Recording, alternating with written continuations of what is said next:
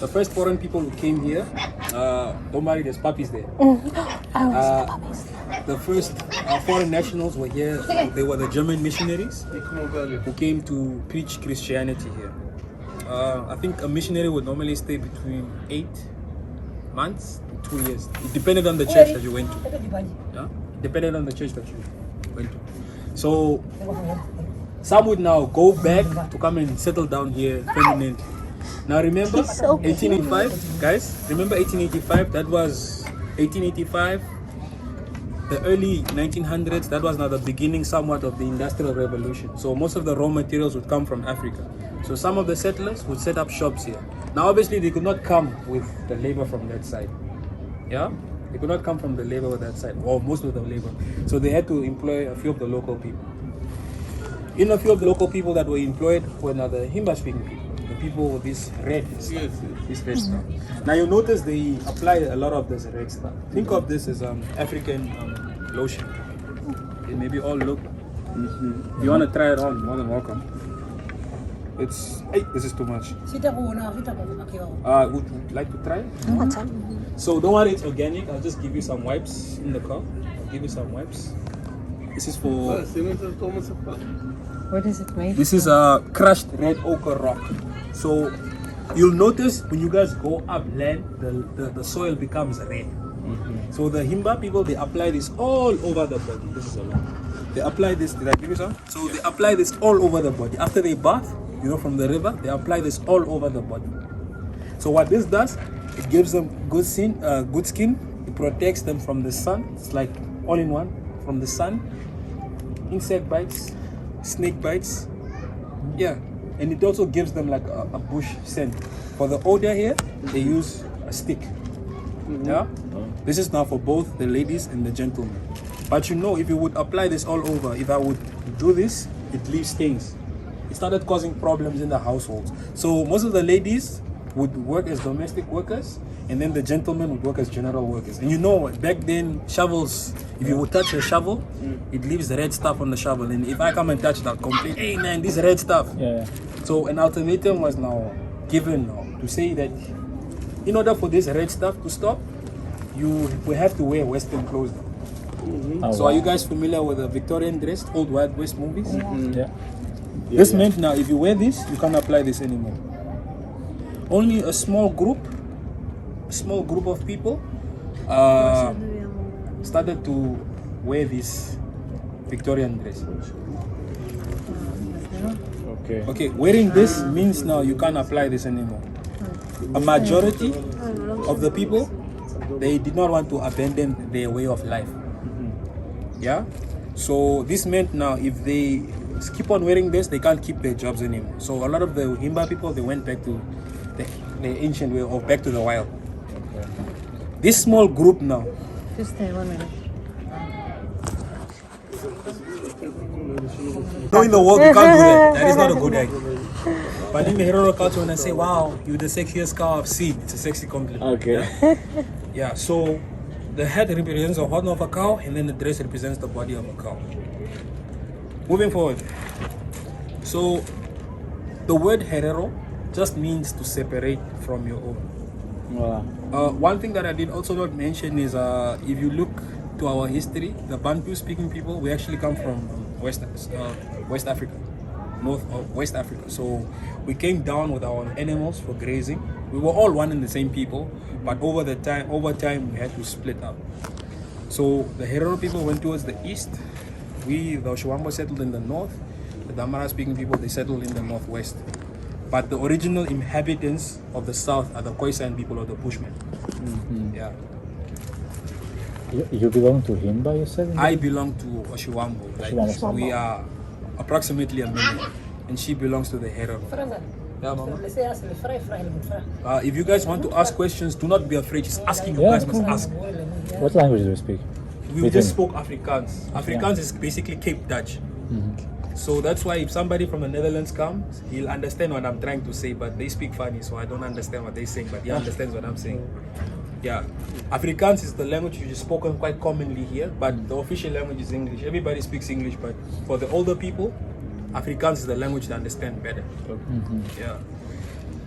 Moving forward, the diet. The diet.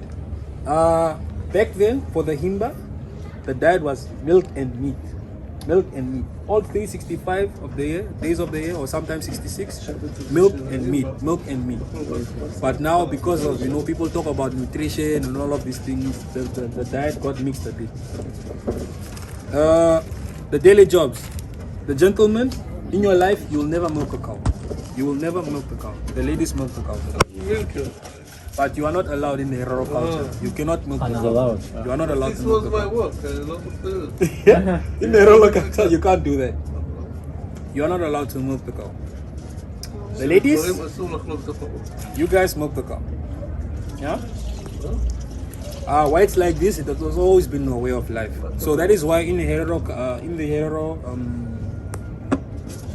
relationship, for example, let's say you guys are a Herero couple, you're likely to live at the farm, which is likely to live in the village, in the city with the kids.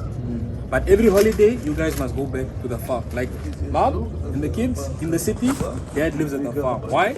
In the Herero culture, cows are a sign of wealth. The more cows you have, the wealthier you are. They don't care if you are Elon Musk. They want to see like how big is your farm. Okay. Yeah. So And you in have terms of, Just one wife or several wives? you can have multiple wives if you can provide for them. So enough That cows. makes sense. Yeah, You have you to have provide for enough them. Yeah. So coming to the wedding. Oh. So far so good with the food. No questions about the You food. have to pay? You have to give cows? Yeah. With the cows, how it works. So with the cows, how it works here is, let's now say you want to marry this young Herero lady. Okay. You probably spoke to her dad, right? To get married, you probably spoke to her dad. In the Herero culture, it works different. You and your uncles, they are supposed to go speak to her mother's oldest brother. So grandma, So the mother or the mother's oldest brother, if she doesn't help. Like my uncle. the uncle. If So not, if the uncle doesn't like him, you guys are not getting married. So, also, before the uncle listens to him, he must come with a dowry, he must come with cows. He can't like, oh, I like your daughter. It does not work like that. He must come with cows. Otherwise, he doesn't hear him. He doesn't hear him. okay. So when he sees cows, he might listen. And it's also an advantage if you do speak Herero. For example, if you are maybe Oshiwambo like me and I want to get married to you, who's Herero, it's going to be a barrier. Because that guy is going to decide he's not going to speak any English or Afrikaans. He wants to speak Herero. So I must make sure when I go to him, I must find some gentlemen who speak Herero who are going to speak on my behalf. So they are going to basically haggle for your marriage. Yeah, so the minimum back then, depending on the status, because let's be honest, sometimes you are a chief's daughter or maybe you are a very wealthy businessman's daughter. I won't pay the same for like a normal person. Back then, I think the average was between 8 to 12 cows, depending on your class. And the marriage, how it used to work was, I think, from the age of 12, as is when girls experience puberty. Is it 12 or 13? I'm not sure. Depends. 18. After she gets her first period, that means she was ripe for marriage. But now, it's 18 because of child marriage policies. Yeah. But also, if you want to get married, maybe the family, the uncles must go and speak to her. In the event she's maybe a doctor, a lawyer, has a degree, PhD, you might end up paying double or triple sometimes. Yeah. You see, it's my mother-in-law. Okay, no, but I'm trying to negotiate for her daughter. I'm like saying, give me discount. And she's like, come on, I'm making tourist love here. She must understand I'm not really a farmer, but she's like, hey, I must pay for her daughter as well. So guys, make me look good. Okay, so fine. Let's now say the cows have been negotiated and the uncle likes you. You're likely to have two marriages. We have what we call the white wedding or the western wedding, and then you have the traditional wedding. But before this uncle agrees for you to get married, this guy's going to put you through some difficult things. Sometimes, even if you come with the cows, he can test your patience. Let's make an example. Where's a place that's far? Huh. How did you guys flew here, right? So Windhoek, think going to from you guys landed in Windhoek? No, Cape Town. Oh, clean. From Cape Town to here. That's how far you're going to meet this guy. This guy doesn't speak any English. 4 days drive. Yeah. This guy lives in the middle of nowhere. The closest gas station is maybe, let's say, 200 kilometers away. You guys use miles? Kilometers. Kilometers as well. I use miles. So 150 miles Okay. away. This guy does not speak any English. He's gonna test you to the limit. A lot of guys not get married because of the uncles. Sometimes you can drive all the way there, and then remember, there's no Airbnb. It's the middle of nowhere. This guy's gonna make a camp in the wild with lions, and he's gonna leave you there. He's gonna set up a meeting. Okay, meet me at 7 o'clock, and this guy's only going to show up in like 7 a.m. This guy's only going to show up like maybe in the evening to test you. A lot of guys were like, nah, it's fine, it's cool. But the ones who went through all of this, those marriages lasted a lifetime. That's why when it comes to divorce, it's rare that you hear this, especially the old marriages. Divorce, it's rare. Because a lot of these guys went through a lot to get a girl. But in the event, if you don't love the woman anymore, or the one who's not in love anymore must give back half of the cows. For example, if you guys got married, let's say you paid maybe like 30 cows for her. Wow. And then she's not in love anymore. Is that good? Okay. Nah, that 30 cows is easy. You worth it. It's not, hey, 30 cows like, hey, you better cook every day. So for example, you paid 30 cows and then you are maybe not in love anymore. Or let's say you don't want him anymore. You must give back 15. Okay. Half. In the event, if he does not want any more, he must add 15 more, which means you have now 45 cows basically. Okay. So it's half that you give basically. Yes. Give me all the cows. In the event, if maybe she has a child before the marriage, you won't pay as much as you pay for somebody that does not have a child. Yeah? Other than that, that's marriage. Regarding now, if you want to have another wife, most of the newer people or the younger people, they are monogamous, like only one wife. The only time maybe you get another wife is maybe if the wife cannot have any kids, but only if she says. But other than that, she's still the boss. Yeah. What How else? many kids do they have? Hey, Herero people have a lot of kids, eh? A lot? Mama has 3. Veel 3. Herero mensen have only. They are. Hey, 20. 20? 20 is normal back then. But now, obviously, because of inflation, you can't have 20 kids. Come on, guys. You can afford that. School is expensive. So, but depending on how much you can provide, is how many kids you can have. Now we're going to come to what we call the Herero genocide. How Herero people ended up in Botswana. Okay, so I told you 1885 Berlin Conference, 1900s Christianity, and then there was, after Christianity comes the army. So the years 1803, between 1803 to 1903 to 1908, that is where we get what we call the Herero genocide. So all of the different tribes were fighting for their land because the army was conquering all of the local lands. So when it came to the turn of the Herero speaking people, since all of the other tribes were fighting wars, there was only one tribe that was willing to help the Herero tribe. You know, sometimes if I'm your enemy and then he or she wants to take us over, my enemy is my friend, kind of thing. They came together to even though they didn't like each other, they worked together to fight off the Germans. That is why if you look on our money, there's a gentleman with the head, Hendrik Witbooi, who was the captain of the Nama tribe. So in this genocide, it's just not for Herero people that died. Also 50% of the Herero population was wiped out. And about 65% of the 50% of the Nama, 65% of the Herero community was wiped out in this genocide. It was because of the railway, no? It was because of the land. Yes, but it was provoked by when the white people started to build a railway inside the land, no? Yes. So how this genocide happened was all of the other tribes, obviously the people of the land. So this different army was going around conquering the different tribes. Some had cows, some had all of these natural things. So the Herero people did not want to give up the things. Okay, obviously the Europeans had guns and them they had, you know, the spears and all of those things. But some also traded guns before.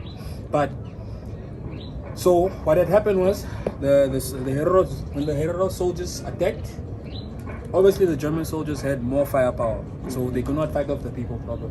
So how a lot of people were died, a lot of people were put into rest camps, captured and put into rest camps, and they were into rest camps to do. I hope this is not brutal, but I need to tell you guys this. They were put into rest camps. They were put to do forced labor. A lot of the people were women and kids. So back then, the medicine was only for the soldiers. So if you, for example, back then, like, typhus. excuse me, A lot of typhus. Yeah. The typhus. Disease. Typhoid. Oh yeah. So back then, the medicine was only for the soldiers. So if you, what is this? If you are sick, you cough, you collapse, you make a hole, they bury you. Some people back then, the river. If you poison the river, because a lot of people were living off rivers. If you poison the river, everybody that drinks from the river dies.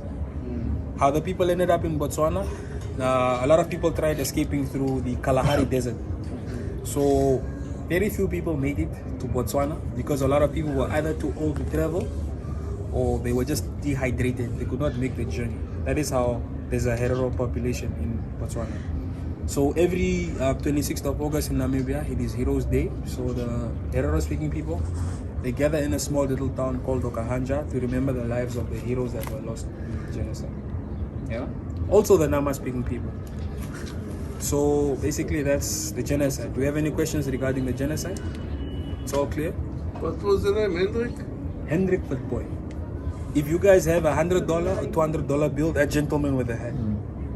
And he was the captain of the Namas. Okay, so what I spoke about every Heroes Day, these are what the gentlemen are likely to wear. Okay. Orange. Why orange? These clothes here, remember the Herero, they come from the Himba. They come from the Himba speaking people. So they don't really have traditional attire. So the gentlemen are likely to wear all German army clothes. Okay. Yeah. And then the ladies are likely to wear this. So depending on the color of the dress of the Herero lady, for example, if it's red and black, she's likely from Maruru Herero. From Barab is Banderus. If it's red, if it's black and green, it's Banderu. They are likely from Opukiro, and then the Anesh of Ademba, they are from Opuo. Opuo, I think you guys are gonna pass through the ones that have black and white. So, oh yeah, quick question: how will you identify somebody's married in the world? Besides the ring, a ring. Eh? How do you think you identify a Herero gentleman who is married here? Besides the ring. You saw that. What else? He has less cows. Excuse me? He has less cows. Oh, yes, less cows. That's a good one. So, how you'll identify a Herero gentleman? Maybe he's dressed casually like me. I'm likely to have a hat and a stick, no matter how young I am. Stick. Yeah, so a stick. So most of the gentlemen, when you go to when you guys are I saw yesterday in the guides. Yeah, me too. then that means he's a married guy. So what it signifies is the head of a household. So ladies, if you see him head in that's a married man. He can be how young? A stick and a head. That's how you identify. That's a married Herero gentleman. And then the Nama speaking people. I don't know. Somebody asked me Namas in the car. Now we here. Yeah. These are what Nama people look like. So these people, they are likely to be in the south of Namibia. Yeah. Also South Africa, no? South Africa, it's Khoisan. That's why I told you guys the original people that we found as Bantu people, we're from West Africa. Yes, the Khoisan. It's the Khoisan, the Bushmen. I want to ask, the married women, they also have to wear a hat? How you will identify a married lady is a ring, and she's likely to wear this dress. And let's now say it's Is it different dress?